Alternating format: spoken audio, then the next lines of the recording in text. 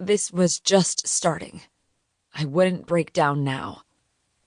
The penny-sized brooch hidden in the inside pocket of my jacket trembled as he scrunched his nose and leaned away from me. Carl tisked and returned the invitation to me as if he was suddenly bored. "Welcome aboard, miss." He gestured to the doors. "Thank you," I muttered, turning away from him. A long, relieved breath escaped my lungs as I stepped inside the train. The locomotive was even fancier on the inside. The darkened windows were large and curved upward, taking up most of the ceiling. 2 columns of large black leather armchairs stood on each side of the wide corridor, with touchscreen TVs and folding tables on their backs. Some chairs were turned back, and a smooth wooden table stood between 2 rows. From the magazines and articles I had read about the DuMoir visit, I knew there would also be a luxurious dining car, a movie theater car, a car with a pool, and even sleeping quarters. I had started walking down the first car when a hand grabbed my wrist. "Hey, sit here," the girl from before said, tugging on my arm gently. I held in a grimace. This was not the time to make friends. I looked around, but the seats were filling up fast, and what would be my excuse to her? She had already seen I was as alone as she was. I sighed. "Sure." I plopped down on the seat beside her. She offered me her slender hand. "I'm Judy." "Thea."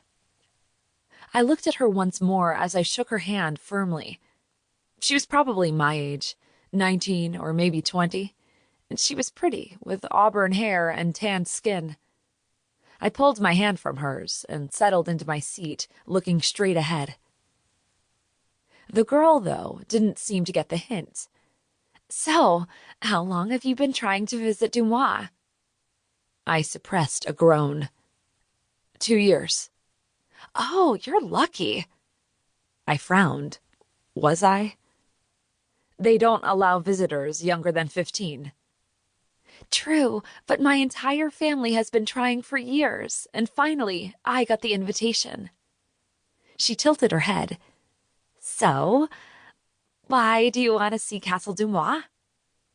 The golden question. Everyone who was granted an invitation was asked that question.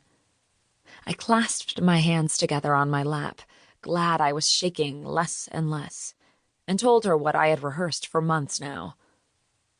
"I've lived one town over for most of my life.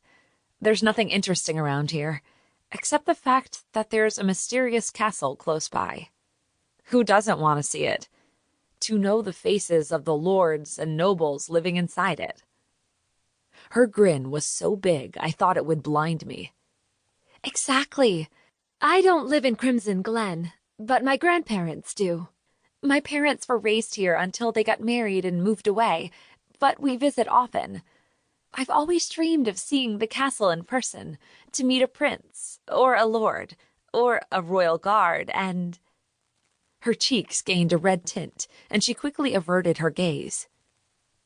Holy crap.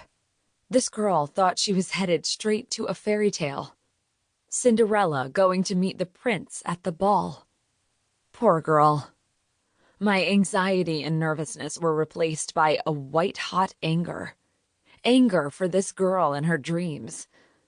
"Well, anything can happen," I forced out. She returned her eyes to mine, a small smile on her closed lips. "Anyway, I'm here to have a fun evening. I heard there's a village outside the castle with actual taverns and inns and stables, like old stuff, you know?" I nodded. "There's also a lake and boat rides and a small winery. And, to crown the night, a tour inside the castle and a masquerade party in the ballroom." A chill went down my spine. "That's right." "So exciting," Judy repeated for the 10th time or so. If I had to guess, I would hear that same tone coming from her at least another 500 times until the end of this visit. When the passengers were seated and the doors closed,